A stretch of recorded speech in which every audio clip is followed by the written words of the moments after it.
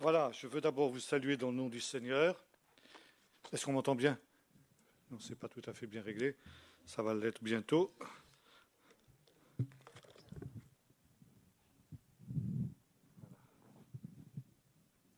Voilà, c'est mieux comme ça.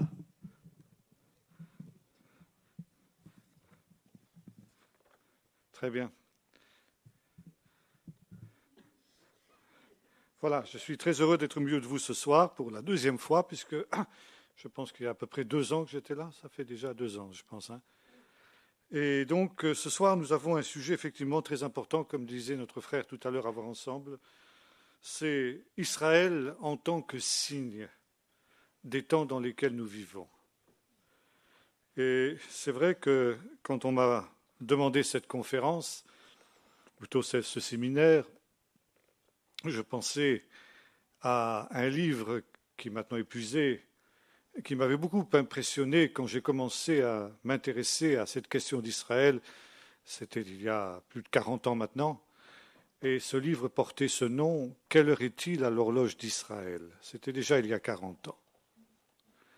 Alors, on voyait, c'était très intéressant, sur la première page de ce livre, une horloge, et on voyait minuit moins 5. 40 ans ont passé. Voilà. Alors nous allons reprendre un peu ce même thème. Et ce soir, j'aimerais que nous introduisions ce sujet au travers d'une fresque qui sera à la fois historique et prophétique. Parce qu'on ne peut pas étudier la prophétie sans s'intéresser aussi à l'histoire, sinon on fait de graves erreurs d'interprétation prophétique. Nous sommes ainsi faits que nous avons toujours tendance à penser que notre temps est le temps le plus important de toute l'histoire. C'est normal, puisque c'est le temps dans lequel nous vivons, n'est-ce pas? Et par conséquent que toutes les prophéties bibliques s'appliquent à notre temps. Et on oublie que ces prophéties ont d'abord été données à des hommes précis dans un temps précis.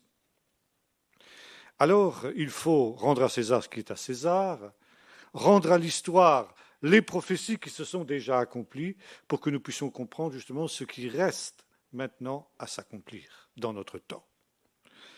Et pour cela, j'aimerais que nous fassions une lecture dans l'évangile de Luc au chapitre 22, au chapitre 21, excusez-moi, et au verset 1er. C'est un texte, verset 5, je me suis trompé, je suis un peu fatigué, vous voyez.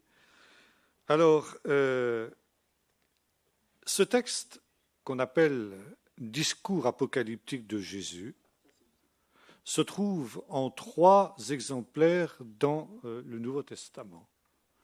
On en trouve une première version dans le chapitre 24 de l'évangile de Luc. On en trouve une deuxième version dans le chapitre 13 de l'évangile de Marc. Et on en trouve une troisième version ici dans le 21e chapitre de l'évangile de Luc. J'ai choisi celui-là, bien que nous aurons toujours les 2 autres textes en filigrane et nous ferons des allers-retours permanents, parce que Luc est le seul à mentionner un point très important sur lequel je voudrais m'arrêter ce soir. Comme quelqu'un disait du temple qu'il était orné de belles pierres et d'objets apportés en offrande, Jésus leur dit, les jours viendront où de ce que vous voyez, il ne restera pas pierre sur pierre qui ne soit renversée. Ils lui demandèrent, Maître, quand donc cela arrivera-t-il? Et j'attire votre attention maintenant sur les mots suivants. Et quel sera le signe? Remarquez qu'ici, nous avons un singulier. Il n'est pas question des signes, mais il est question du signe. Quel sera le signe annonçant ces événements? Et Jésus leur répondit, prenez garde d'être séduits, car beaucoup viendront sous mon nom en disant, c'est moi et le temps est proche, ne les suivez pas. Quand vous entendrez parler de guerre, de désordre, ne vous effrayez pas, car cela doit arriver premièrement, mais ce ne sera pas tout de suite la fin. Une nation s'élèvera contre une nation, un royaume contre un royaume, il y aura de grands tremblements de terre par endroits, des famines, des pestes, il y aura des phénomènes terribles, de grands signes dans le ciel, même on vous portera la main sur vous, etc. Bon, je passe pour gagner un petit peu de temps et j'arrive maintenant au verset 20. Mais lorsque vous verrez Jérusalem investie par les armées, sachez alors que sa désolation est proche. Alors que ceux qui seront en Judée fuient dans les montagnes, que ceux qui seront au milieu de Jérusalem s'en retirent, et ceux qui seront dans les campagnes n'entrent pas dans la ville. Car ce seront des jours de vengeance pour l'accomplissement de tout ce qui est écrit. Malheur aux femmes qui seront enceintes et à celles qui allaiteront dans ces jours-là. Il y aura une grande détresse dans le pays et de la colère contre ce peuple. Ils tomberont sous le tranchant de l'épée. Ils seront emmenés captifs parmi toutes les nations. Et Jérusalem sera foulée aux pieds par les nations jusqu'à ce que les temps des nations soient accomplis. Il y aura des signes dans le soleil, la lune, les étoiles, sur la terre, une angoisse, des nations qui ne sauront que faire au bruit de la mer et des flots. Les hommes rendront l'âme de terreur dans l'attente de ce qui surviendra sur la terre, car les puissances des cieux seront ébranlées. Alors on verra le Fils de l'homme venir sur une nuée avec beaucoup de puissance et de gloire. Lorsque cela commencera d'arriver, redressez-vous et levez la tête, parce que votre délivrance est proche. Voilà ici donc ce grand discours que Jésus a prononcé sur le mont des Oliviers après une question des disciples. Le mont des Oliviers, depuis cette montagne, on a une vue magnifique sur Jérusalem, une des plus belles vues qu'on puisse avoir de la ville sainte.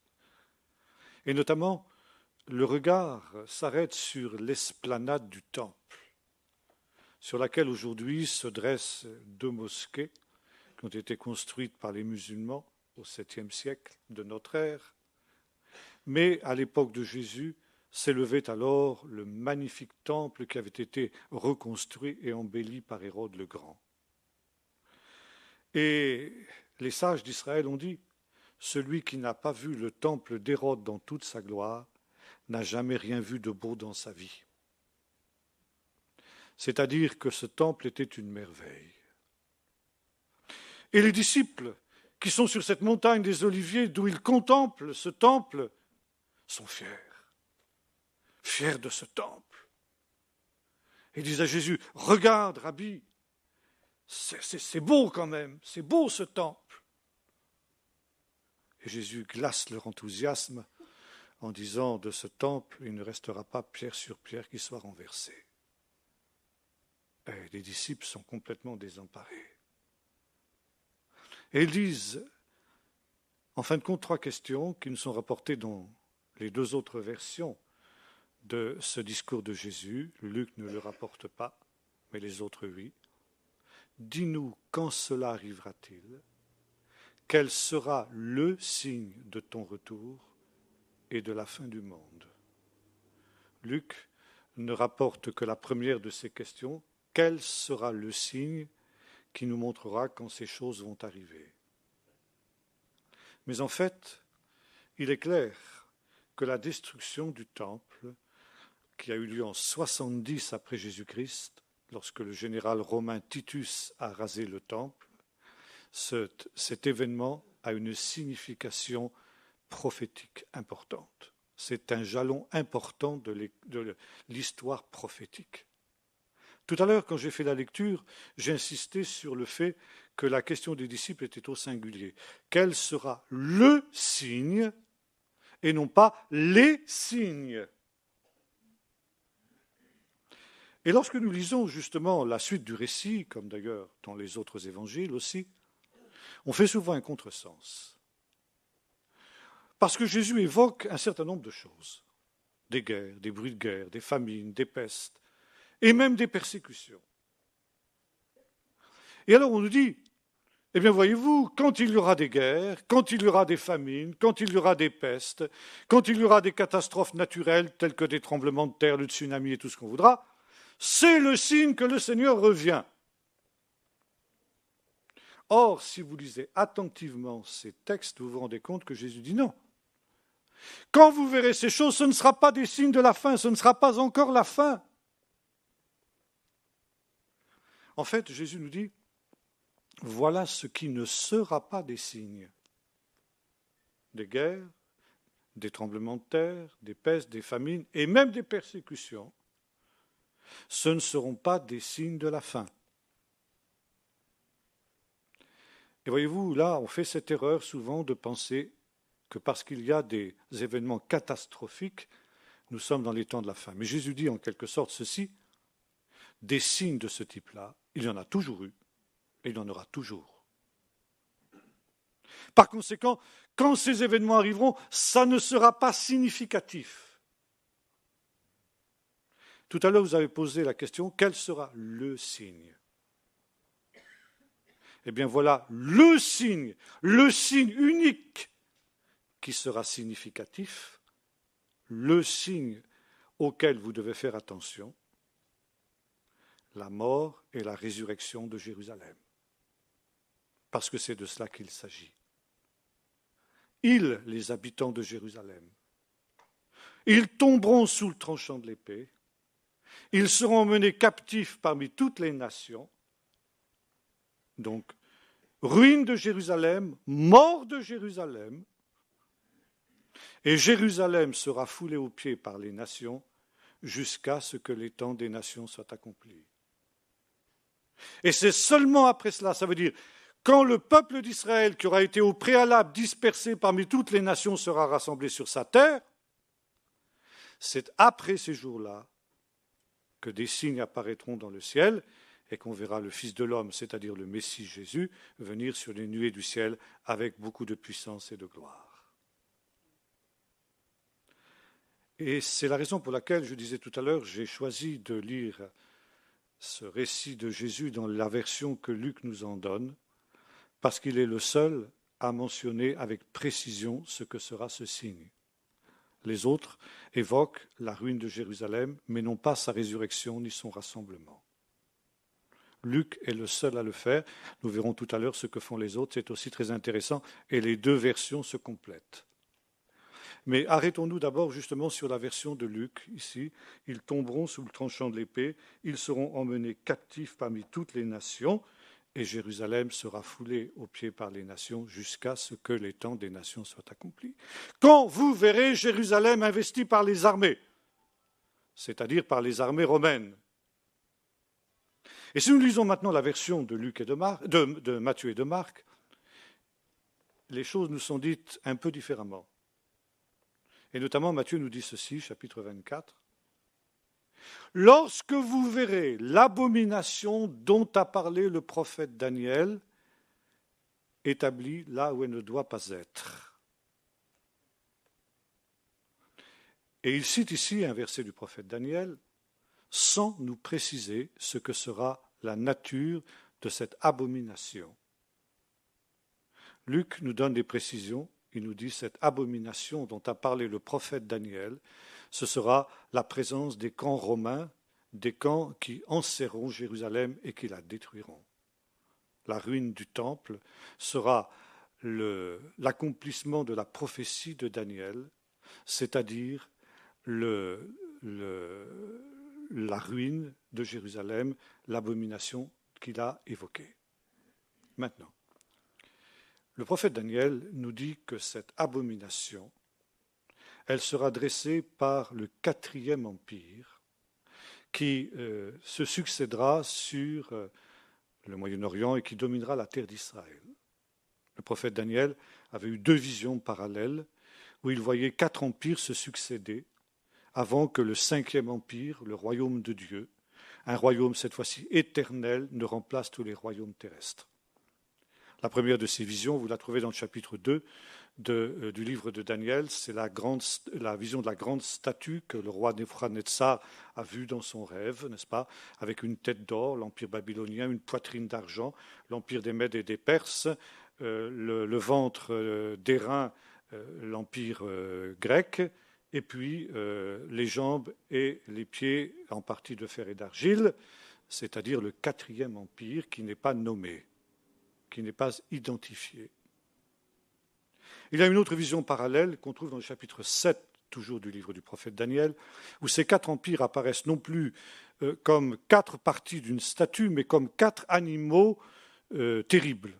Le premier animal, un lion, le deuxième animal, un ours, le 3e animal, un léopard, et le 4e empire, un animal qui n'est pas identifiable, qui n'est pas terrestre, qui n'existe pas sur la terre. On sait seulement qu'il a des ongles d'airain, il a des dents énormes, des dents de fer, ça n'existe pas bien sûr sur la terre, et qu'il broie et qu'il foule tout, c'est un des animaux, c'est le plus terrible de ces quatrième empires, et c'est lui, nous dit Daniel, qui établit cette abomination et cette désolation. Déjà un petit peu avant l'époque de Jésus, il y a un écrit qu'on appelle le quatrième livre d'Ezra, qui identifie la quatrième bête de Daniel ou le quatrième empire. Et cet empire, il l'identifie avec l'empire romain. Or Jésus, en disant « Quand vous verrez l'abomination dont a parlé le prophète Daniel établie au lieu saint », identifie lui aussi le quatrième empire avec l'empire romain.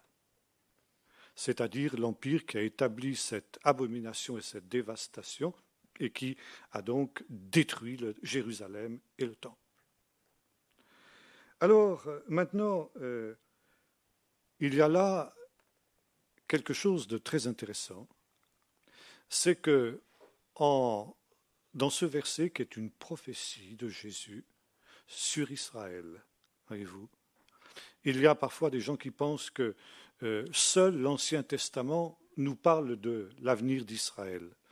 Et on oublie qu'il y a des prophéties sur Israël dans le Nouveau Testament.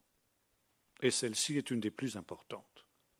Elle est une des plus importantes parce qu'elle reprend un vieux cycle prophétique.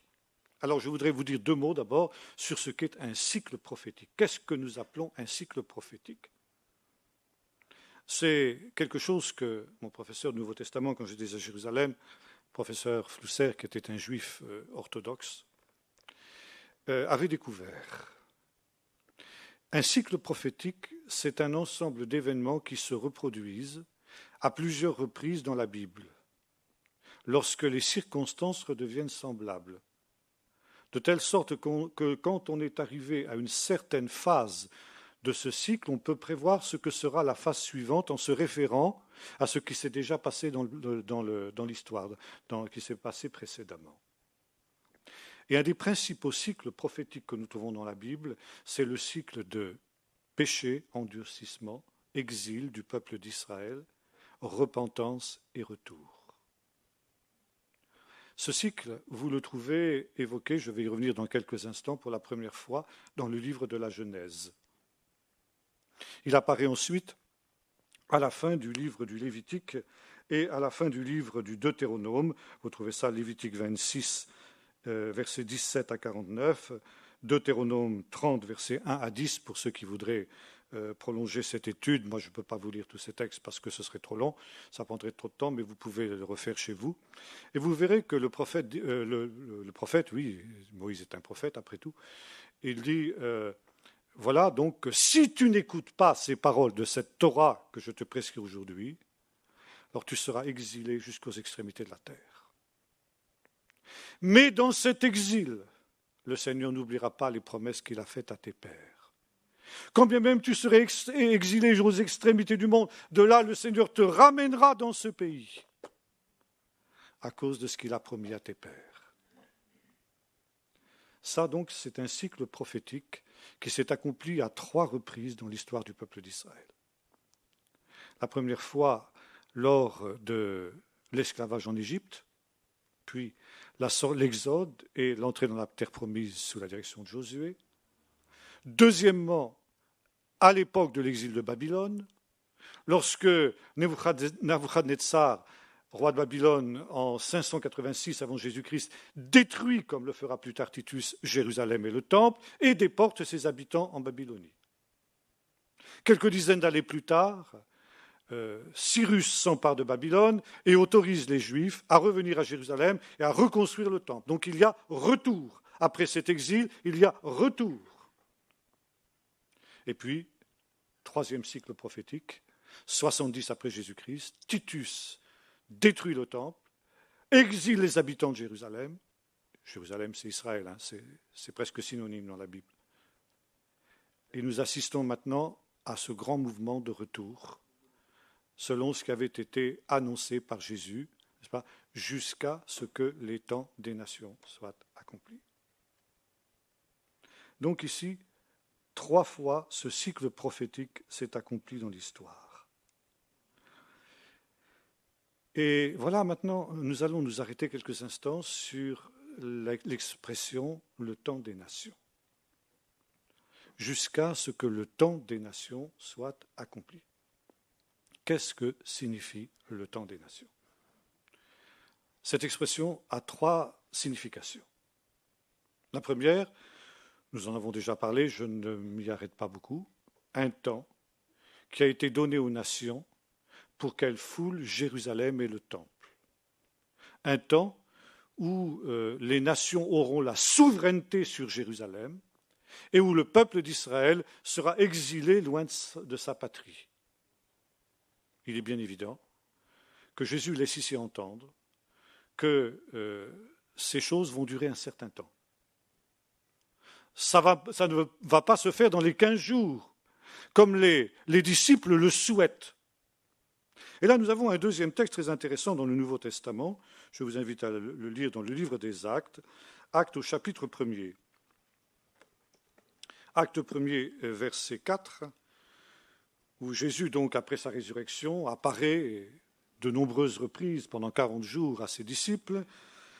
Et comme il se trouvait avec eux, verset 4, il leur recommanda de ne pas s'éloigner de Jérusalem, mais d'attendre la promesse du Père dont dit-il, vous m'avez entendu parler, car Jean a baptisé dans l'eau, mais vous, dans peu de jours, vous serez baptisés dans l'Esprit Saint. Alors eux réunis demandèrent, Seigneur, est-ce en ce temps-là que tu rétabliras le royaume pour Israël? Il leur répondit, ce n'est pas à vous de connaître les temps et les moments que le Père a fixés de sa propre autorité, mais vous recevrez une puissance, celle du Saint-Esprit survenant sur vous, et vous serez mes témoins à Jérusalem, dans toute la Judée, dans la Samarie et jusqu'aux extrémités de la terre. Alors ici, nous voyons des disciples qui sont un petit peu, comment dirais-je, un petit peu désarçonnés par ce qu'ils sont en train de vivre. Ils sont bien conscients que Jésus est le Messie, ça ils n'en doutent plus. Il est ressuscité, il est vivant, ça aussi ils n'en doutent pas. Mais il n'a pas accompli l'œuvre messianique, le rétablissement d'Israël. Alors, il pose la question, Seigneur, puisque tu n'as pas fait ça à Pâques, au moment où tu es ressuscité, tu nous parles maintenant d'un autre temps qu'il faut attendre, celui où tu vas répandre ton esprit, la Pentecôte. Si tu n'as pas accompli ce rétablissement d'Israël à Pâques, est-ce que tu vas le faire à la Pentecôte? 40 jours après, 50 jours après plus exactement. Ah oui, ils attendaient ça vite.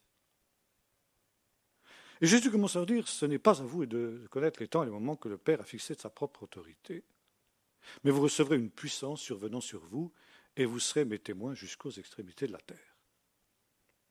Je pense qu'en entendant cette parole, les disciples ont bien compris que l'évangélisation du monde, ça n'allait pas se faire en 50 jours, et qu'ils étaient partis pour un temps long. Et là, justement, nous nous trouvons placés devant la deuxième signification de l'expression « temps des nations ». Première signification, nous avons vu, temps où les nations vont fouler aux pieds Jérusalem et établir leur souveraineté sur Jérusalem. Deuxième signification de cette expression « temps des nations », je dirais un temps de grâce donné aux nations pour qu'elles aient l'occasion d'entendre l'Évangile.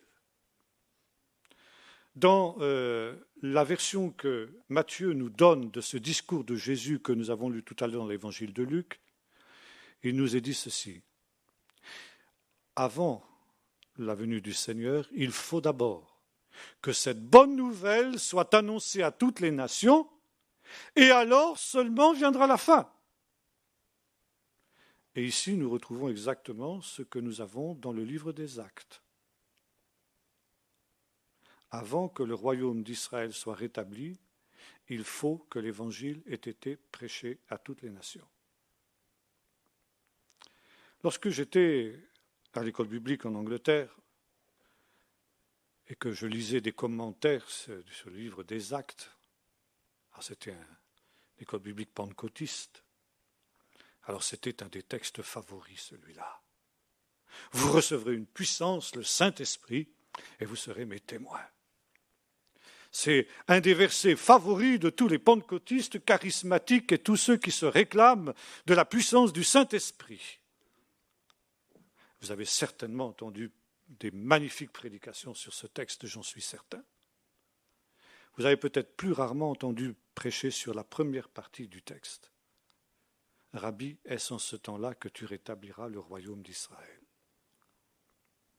Et ce commentaire que je consultais à l'école biblique en Angleterre disait à peu près ceci, je n'ai plus exactement la mémoire, ça fait presque 45 ans maintenant, disait, mais grosso modo, disait ceci: ces pauvres apôtres, ils étaient encore imbus de toutes les idées nationalistes juives. Ils pensaient que Jésus était venu pour établir un royaume terrestre. Mais non, Jésus était venu pour établir un royaume céleste, spirituel. Jésus les trompe, dit: arrêtez de croire à ces sornettes. Je ne suis pas venu pour établir le royaume d'Israël, je suis venu pour établir un royaume spirituel.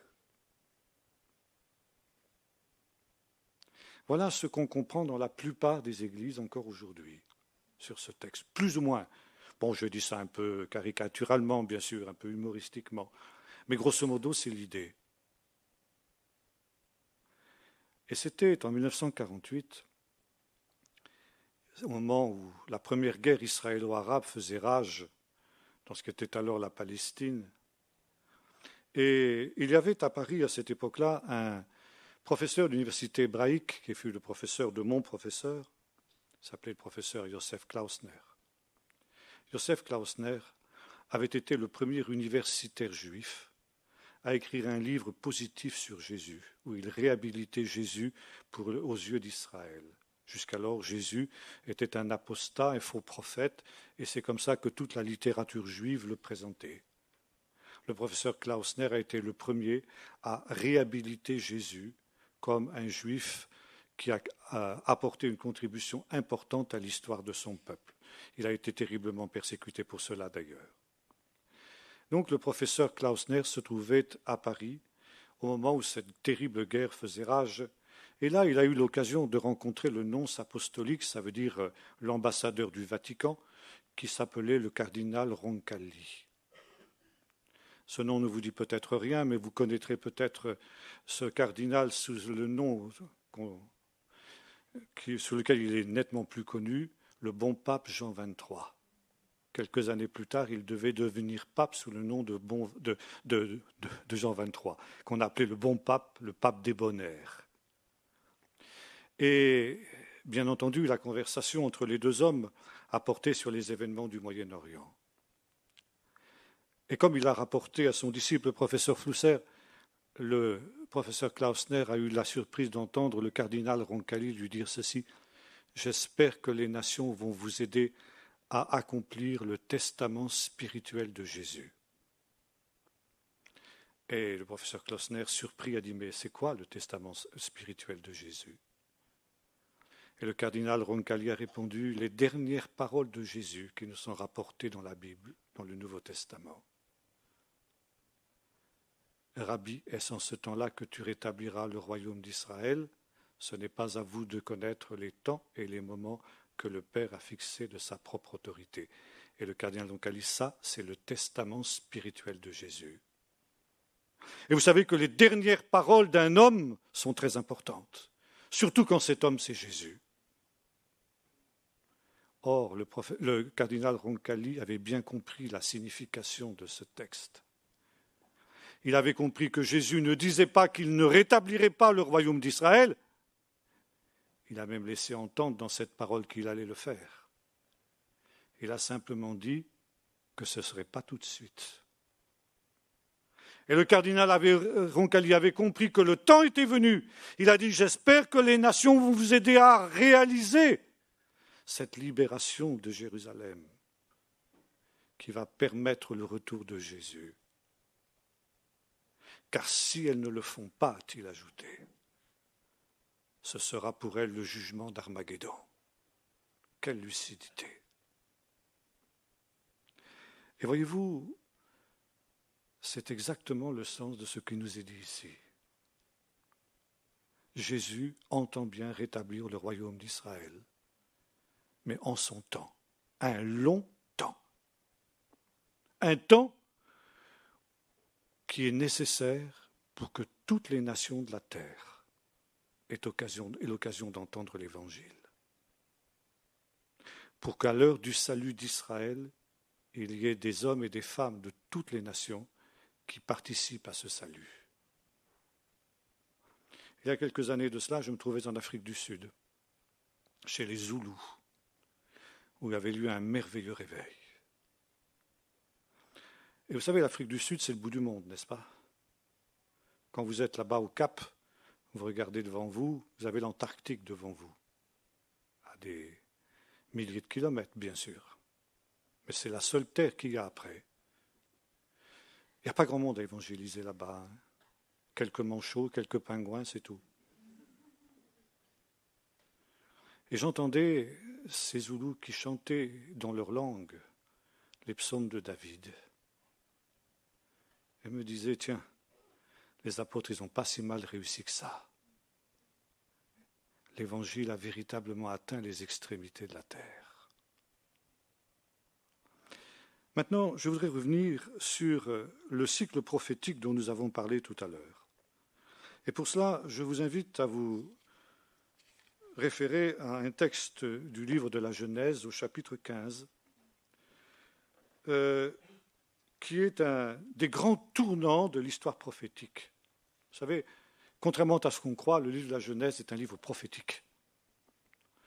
Il y a de nombreuses prophéties sur les choses de la fin dans le livre de la Genèse. On aura peut-être l'occasion de voir ça aussi demain. Et je ne vais pas lire tout ce récit qui est assez long, mais Dieu renouvelle à Abraham ses promesses de lui donner une descendance et une terre. Et Abraham est troublé parce qu'il est vieux, sa femme est vieille, elle n'est plus en âge d'avoir des enfants. Il dit, mais Seigneur, c'est pas que je mets en doute ta parole, mais comment cette parole va-t-elle s'accomplir? Et Dieu voit qu'Abraham, il est quand même un peu ébranlé dans sa foi. Alors il dit, bon écoute, prends des animaux, 4 animaux. Alors nous disons ça. Une génisse de 3 ans, verset 9. Une chèvre de 3 ans, un bélier de 3 ans, une tourterelle et une jeune colombe pour me les offrir. Il prit ces animaux, les coupa par le milieu, mit chaque moitié l'une vis-à-vis de l'autre, mais il ne partagea pas les oiseaux. Les oiseaux de proie s'abattirent, etc. Et au coucher du soleil, l'Éternel dit à Abraham, sache que tes descendants seront étrangers dans un pays qui ne sera pas le leur. Ils y seront esclaves et on les maltraitera pendant 400 ans.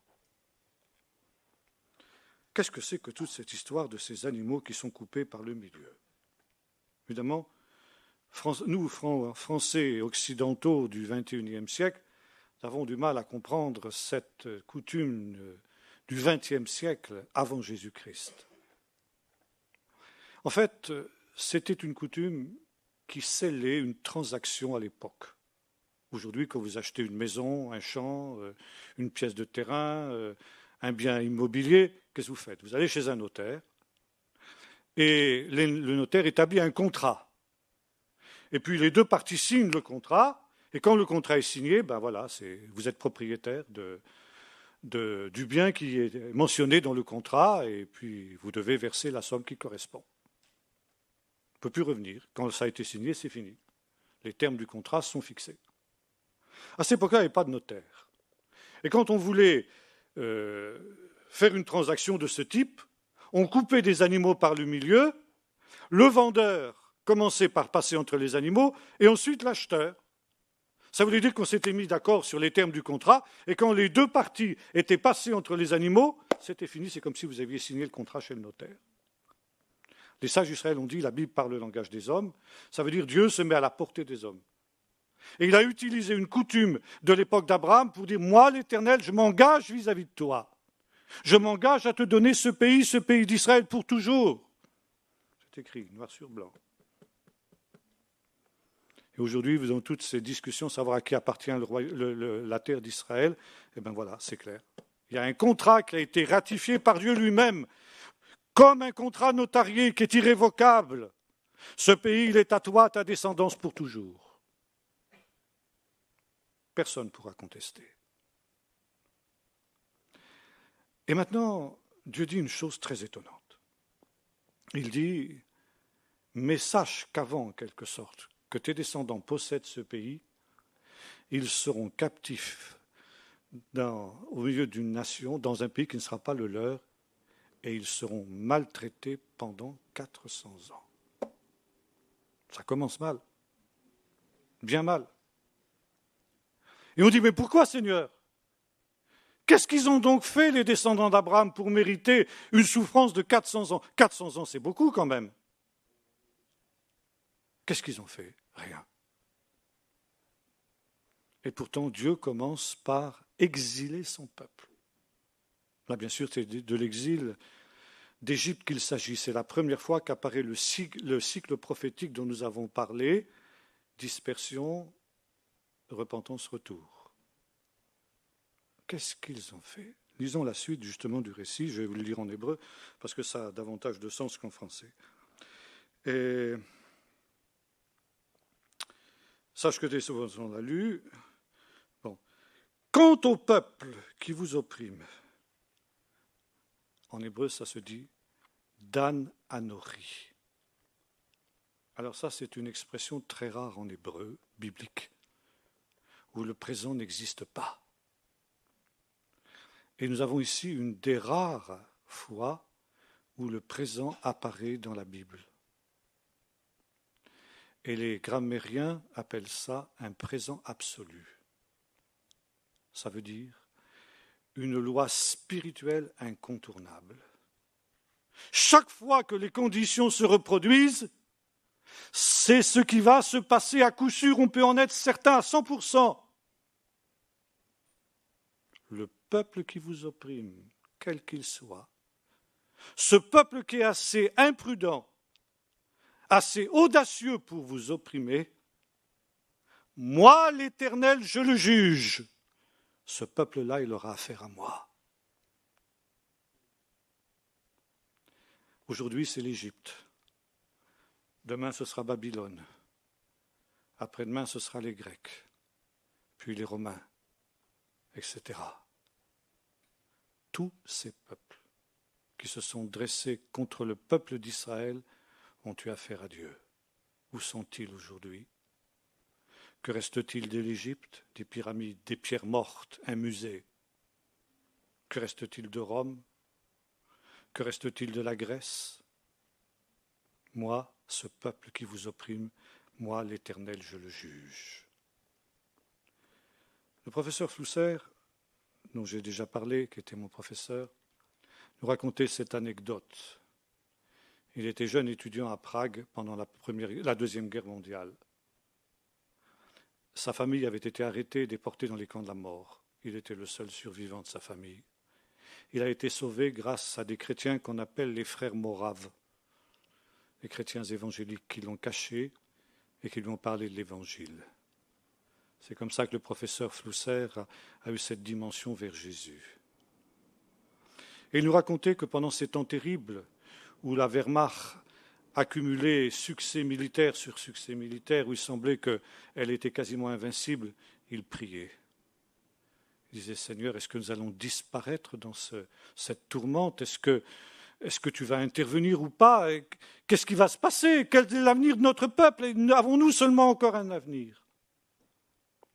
Et il nous disait un jour, j'ai lu en hébreu ce texte, le peuple qui vous opprime, moi, l'Éternel, je le juge. Et quand j'ai lu ça, il nous a dit, j'ai su qu'Hitler était perdu. Et c'est ce qui fut. Ce peuple qui se dresse contre vous, je le juge. Et maintenant, nous continuons. Et après cela, ils sortiront avec de grandes richesses. Quant à toi, tu seras rassemblé à tes pères dans la paix, tu seras enterré après une heureuse vieillesse, et à la 4e génération, ils reviendront ici, Kilo Shalem Avonai Moriadena, car l'iniquité des Amoréens n'a pas encore atteint son comble. Ah! Et là, nous avons la réponse à la question que nous étions posée tout à l'heure. Pourquoi 400 ans d'oppression gratuite, si on ose dire, du peuple d'Israël? Pourquoi seulement à la 4e génération le peuple d'Israël sera-t-il rassemblé dans son pays? Pourquoi ce long temps d'attente? Parce que l'iniquité des Amoréens n'est pas encore arrivée à son comble. Et là, vous avez le mot shalem en hébreu qui signifie plénitude, littéralement. L'iniquité des Amoréens n'est pas arrivée à sa plénitude. Qu'est-ce que le Seigneur veut dire? Et là, nous avons une des plus grandes vérités de toute la Bible. C'est que Dieu aime le pécheur. Il ne veut pas la mort du pécheur, mais qu'il se repente et qu'il vive. Et que fait Dieu? Il donne du temps au pécheur pour qu'il se repente.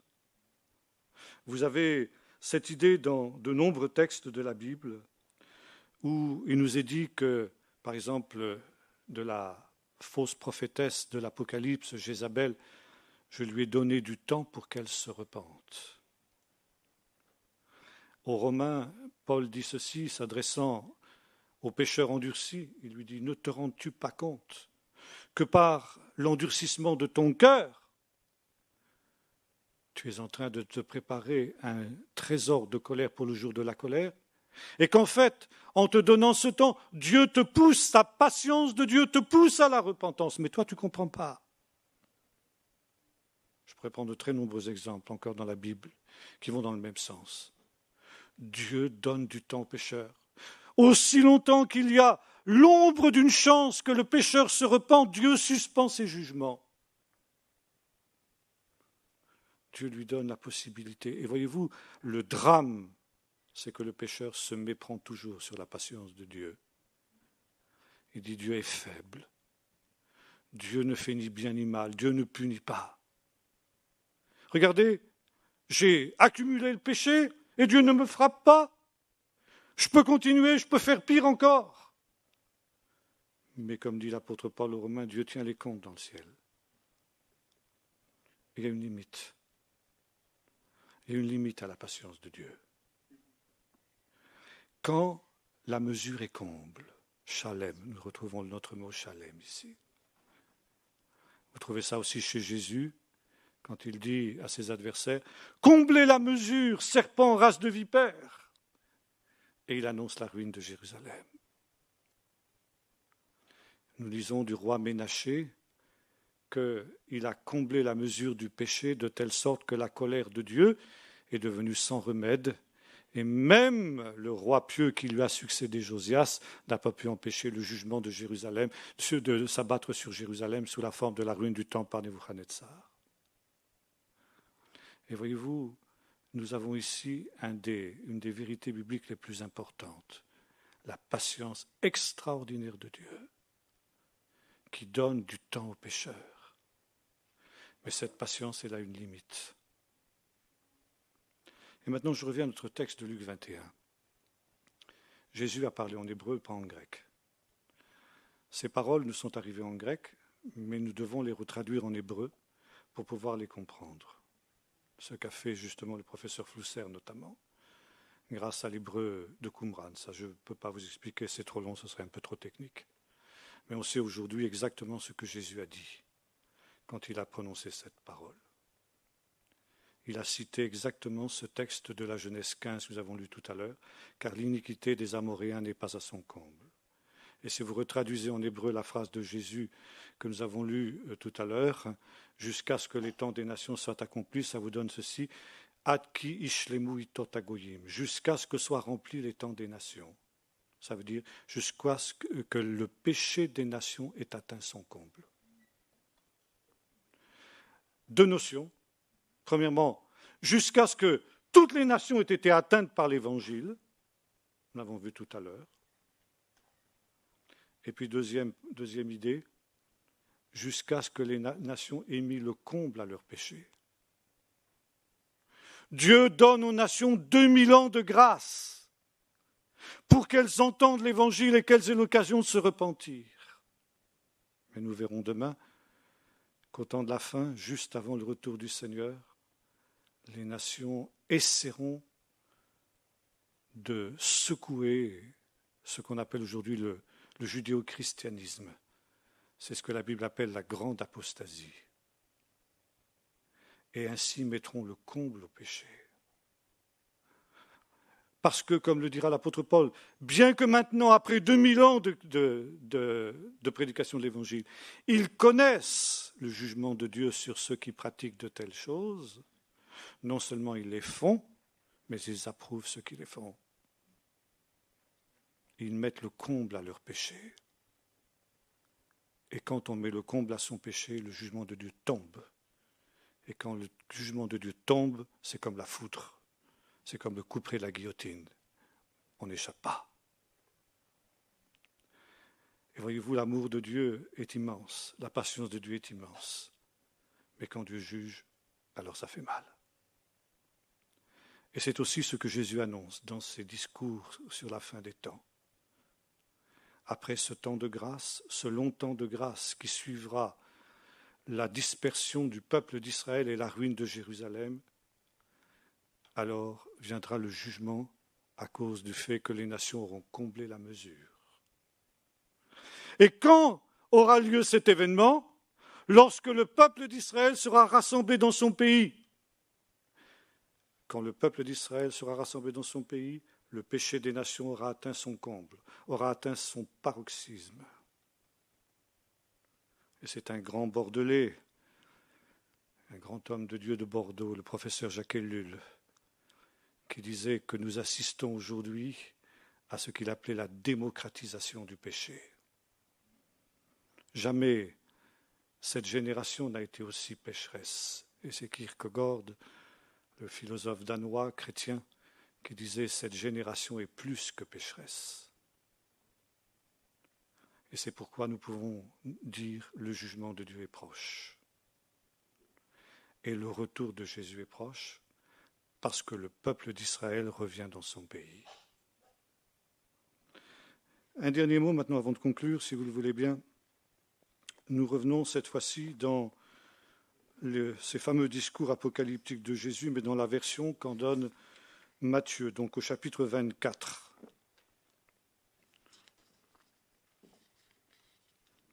Verset 29.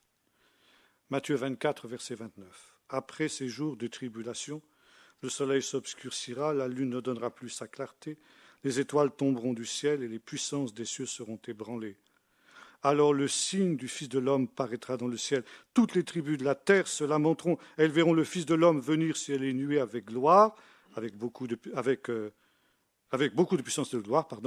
Il enverra ses anges, non pas avec la trompette comme on traduit, mais avec le chauffard. Avec le chauffard retentissant. Ils rassembleront les élus des quatre vents depuis une extrémité du ciel jusqu'à l'autre. Alors vous voyez ici, si nous comparons ces deux versions de la parole de Jésus, du discours de Jésus, chez Luc et chez Matthieu. Quel sera le signe de ton retour? Et dans Luc, Jésus répond, le signe de mon retour, c'est le rassemblement des exilés d'Israël des quatre extrémités de la terre dans Jérusalem reconstruite.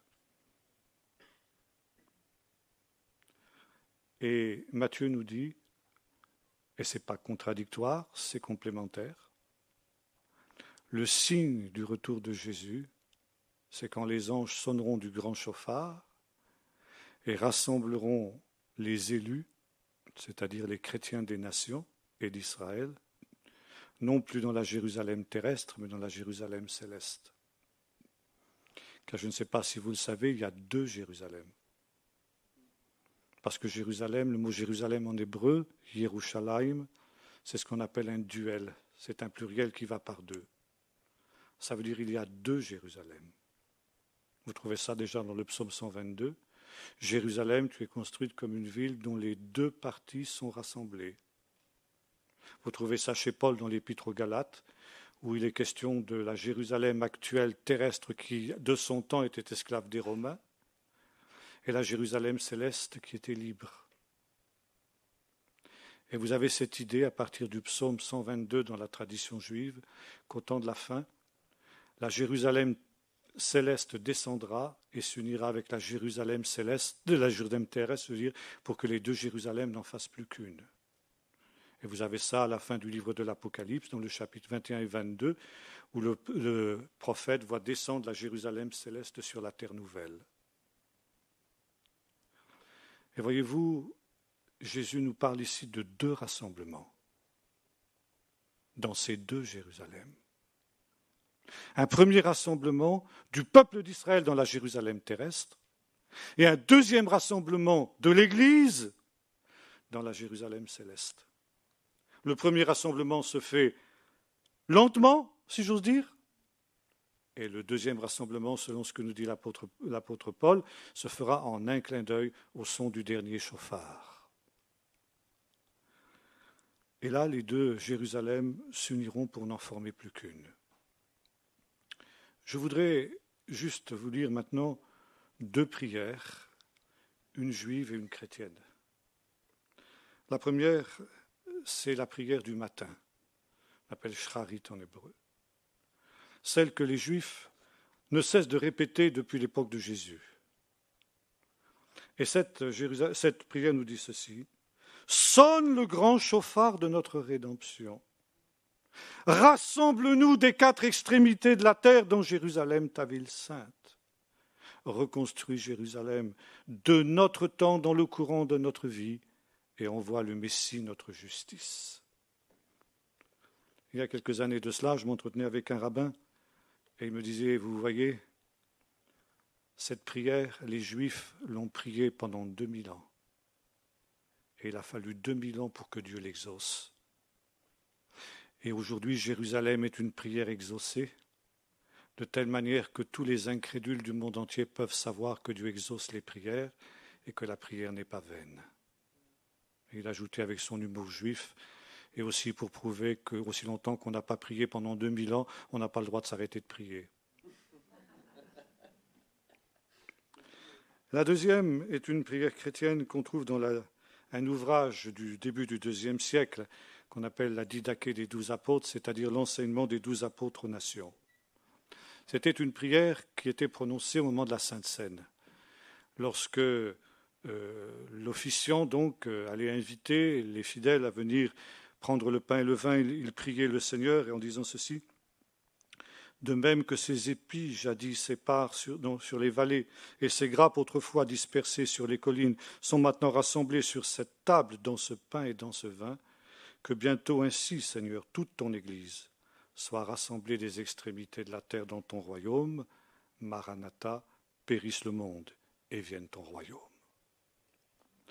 Voilà donc ici deux prières qui évoquent l'une l'espérance du peuple juif, le rassemblement dans la Jérusalem terrestre, et l'autre l'espérance du peuple chrétien, le rassemblement dans la Jérusalem céleste.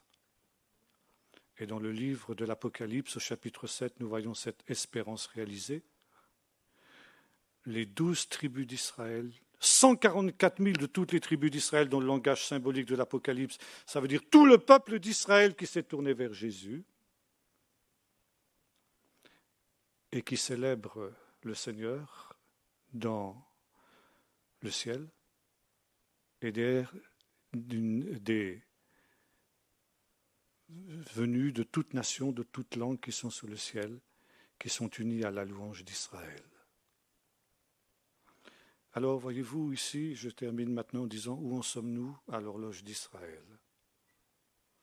Eh bien, il est tard, très tard, puisque nous assistons maintenant à ce retour, à la fin de ce processus que Jésus avait annoncé, puisque nous assistons maintenant à la fin de cette évangélisation des nations qui a atteint maintenant quasiment le monde entier, et puisque nous assistons à cette explosion de péché et de mal sans précédent dans l'histoire humaine qui met le comble au péché des nations, alors nous pouvons dire nous sommes dans les temps. Je prêchais dimanche dernier quelque chose de semblable dans une église à Nice, et à la fin de la réunion, un frère est venu me voir et me dit: Et maintenant, vous pensez qu'on en a encore pour combien de temps? Quoi, une vingtaine d'années peut-être? Alors je lui ai répondu la parole de Jésus que nous avons lue tout à l'heure. Nous ne pouvons pas connaître les temps ni les moments. Quand? Je ne veux pas me risquer de dire une durée quelle qu'elle soit. Ça peut durer un certain temps, ça peut aller très vite. Et c'est ce que nous disait le professeur Flousser, c'est la chose la plus difficile à déterminer. Et ça, c'est voulu. Jésus l'a voulu ainsi, parce qu'il veut que nous soyons prêts en tout temps. Alors aujourd'hui, et ce sera mon dernier mot, c'est ce que nous avons à réaliser. Le temps est proche. Dieu a donné du temps, et maintenant il y a peu de temps. Et comme le disait le prophète Joël, maintenant encore, bien qu'il soit tard, très tard, revenez à moi de tout votre cœur, avec des pleurs et des lamentations, déchirez vos cœurs et non pas vos vêtements. Qui sait si Dieu n'aura pas pitié? Alors aujourd'hui, si nous réalisons que nous sommes peut-être loin de Dieu, eh bien maintenant encore, bien qu'il soit très tard, il n'est pas encore trop tard. Demain peut-être il le sera.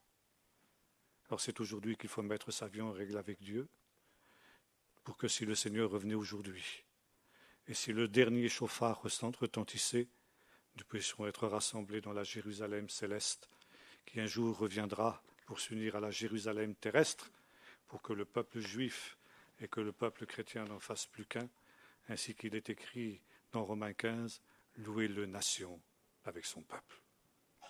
Voilà.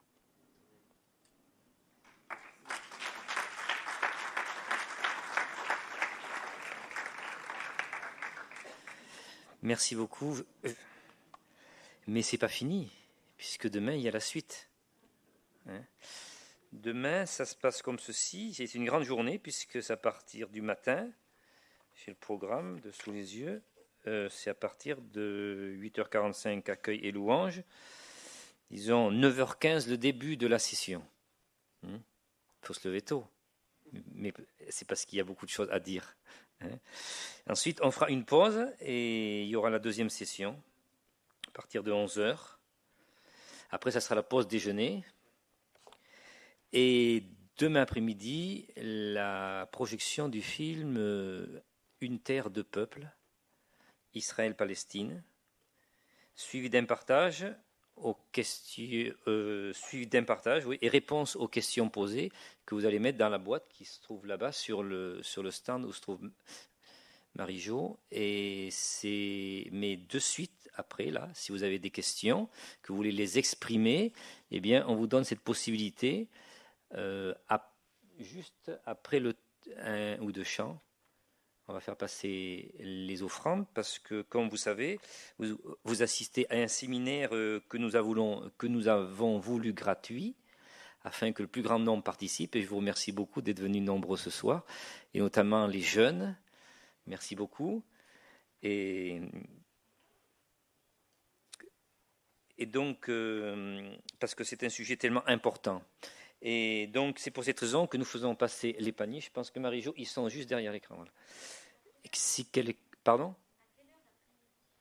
Alors, l'après-midi, oui, si tu veux, tu as tes programmes. Là, voilà. L'après-midi, eh bien, il y a 15 heures, ça commence à 15 heures le film.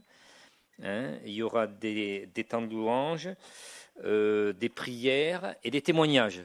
Des témoignages pour voir ce que Dieu fait actuellement dans le corps de Christ. Des personnes qui sont parmi nous et qui ont eu cette révélation aussi. Voilà.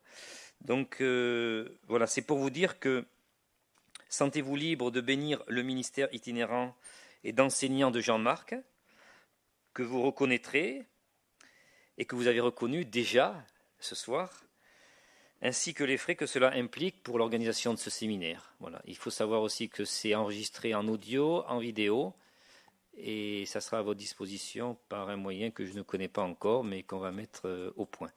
Voilà. Donc, si quelqu'un veut bien aider, il n'y a pas de chant? Si, voilà, vas-y. À toi, voilà.